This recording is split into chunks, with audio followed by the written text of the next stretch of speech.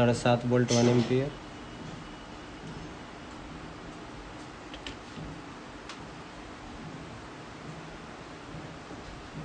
AC का चालू ही कर रखा है 230 वोल्ट।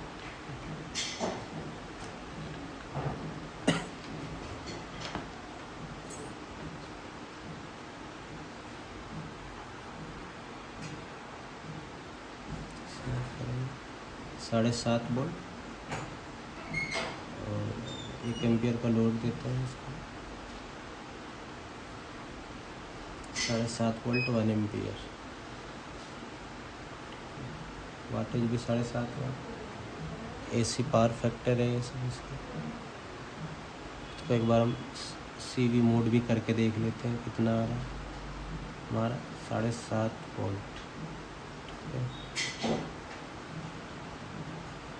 7.5 वोल्ट 1.1 एम्पियर का पिकअप है।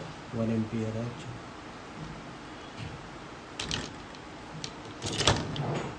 पिछली होती है इसकी 7.5 वोल्ट 1 एम्पियर की। 1 एम्पियर की लगभग सारी पिछली सेम होती हैं, बस कुछ चेंजेस होते हैं उनमें।